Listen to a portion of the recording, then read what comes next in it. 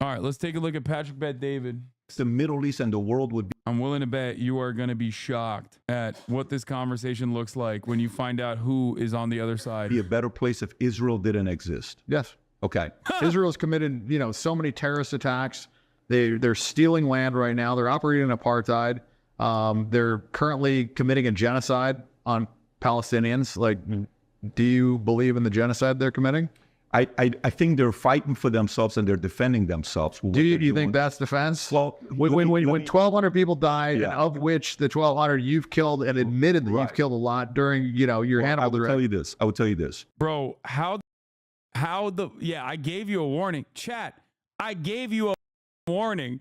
I told you have no idea who he's talking to, and you are not ready for what he is about to say, okay? And that warning wasn't enough. Nothing could have prepared you for the rest of this video. Part I question where people who are Jewish can't stand when I say this.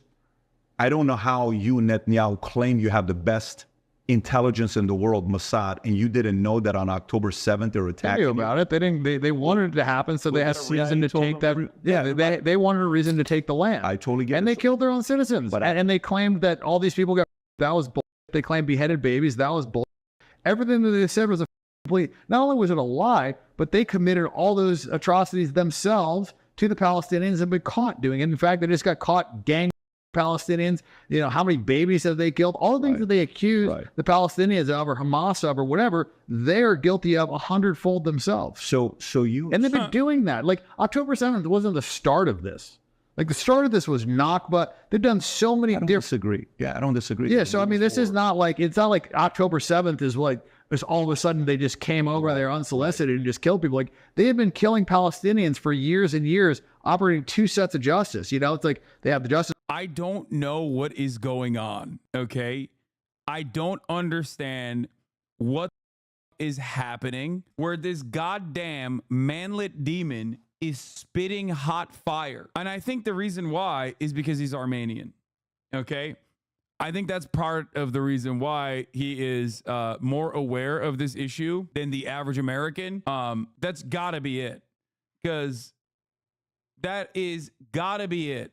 No, it's not a third thing. It's definitely the fact that he's Armenian, and Israel has armed Azerbaijan against Armenia, and Armenians are like already pretty tuned towards genocide in the region for obvious reasons. So I think that it has to be, that has to play a role here, because there is no way. Yeah, he's that, or he's been possessed by the ghost of Noam Chomsky, who isn't even dead. So obviously it's probably the first thing and not the other. That is my suspicion. Okay. Justice for the Palestinians, the justice for the Israelis. And if you read the Talmud, like, if you're basically not a human, you're like, like cattle. If a Jew is killed by, somebody that's not Jewish, then it's the death penalty. If a Jew kills somebody that's not a Jew, then, you can't kill them. It's not the death penalty. Like, they literally like segregate in their Bibles. They're very protective of them. Okay, I spoke too soon. He immediately packed it up with some weird ass. God damn it, dude. I spoke way too soon, okay? I literally paused it right up until the moment where this mother starts talking about the Talmud and shit like that, okay? Well, there you go. He's not been taken over by the ghost of Noam Chomsky. Okay, maybe it's the third thing, okay? Maybe it's the third thing. I was wrong, okay? Especially because, yeah, there's no relevance to the Talmud when you're talking about Israel, okay? Get out of here.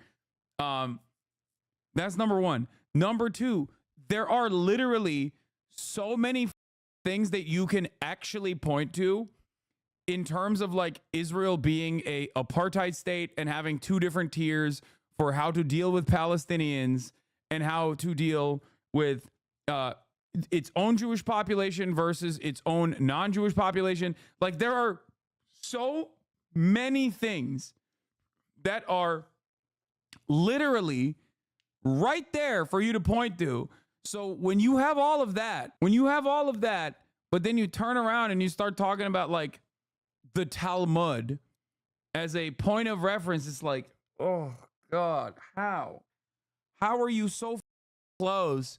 And then you just like immediately pivot. What is really sad, maybe a little scary actually, about this kind of thing is that I am always very fearful. I'm always very fearful that like an anti-Semitic, anti-Israel way of arguing is significantly easier for like the dumbest people to understand than the actual anti-Zionist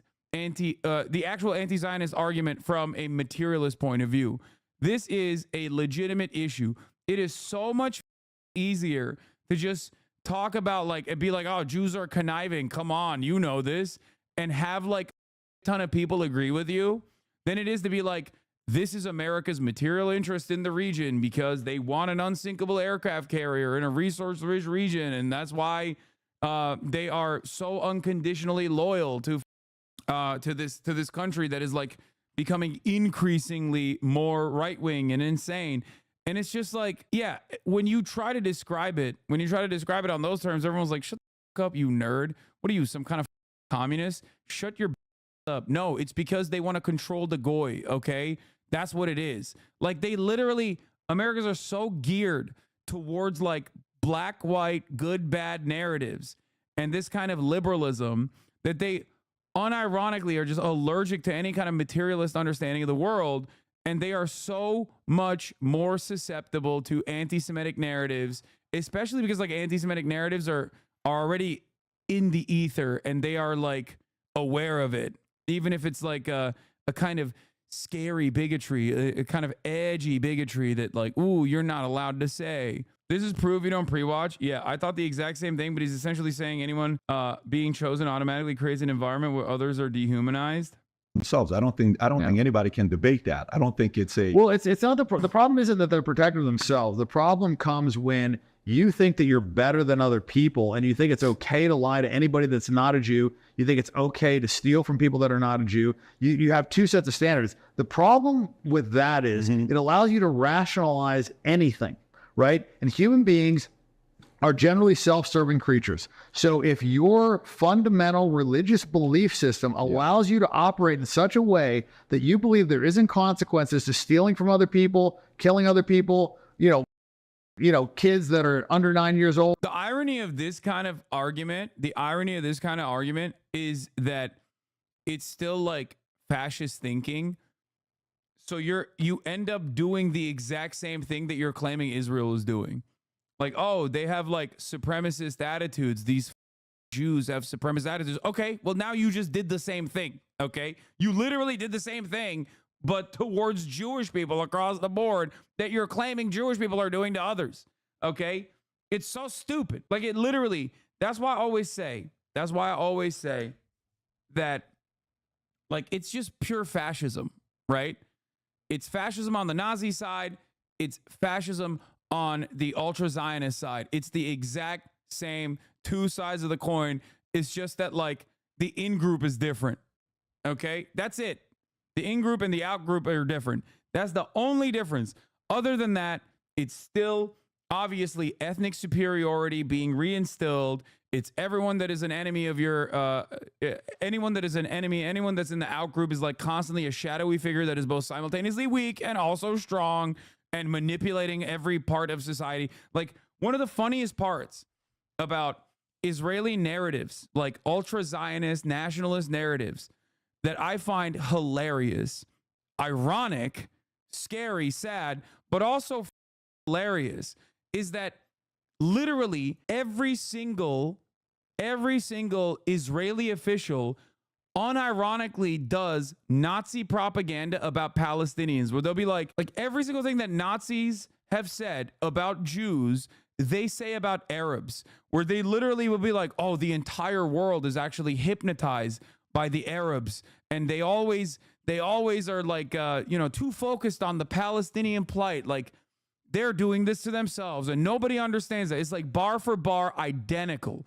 Okay, it's also additionally hilarious because like what Arab lobby exists that isn't pro-Israel, like Saudis?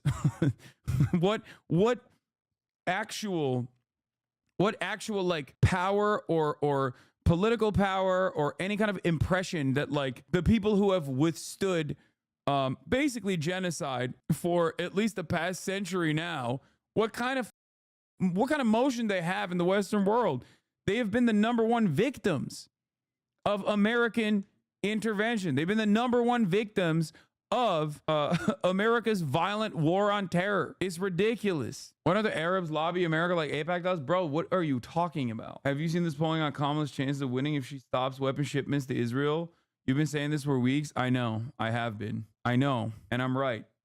And it's the year of Hassanabi vindication. Some try, but only the richest like the UAE and Saudi Arabia can afford it, and it doesn't move the needle against anti-Arab policy. It's too entrenched in American foreign policy. Yes, that's why a lot of the UAE and Saudi Arabian moves in that regard are very self-serving, and they also end up aligning with American interests in the region anyway. They become vassal states. Anyway, the Talmud shit is like immediately. It's just like, dude, what the fuck are you talking about? Like, that's not how any of this stuff works. Like no like normal Jewish person gives a f the Talmud. Like, what? It's just, it's very like 4chan coded. This is the kind of anti-Semitism that is a direct result of trying to equate the state of Israel to all Jews. This is why this narrative is so dangerous. I know. Oh.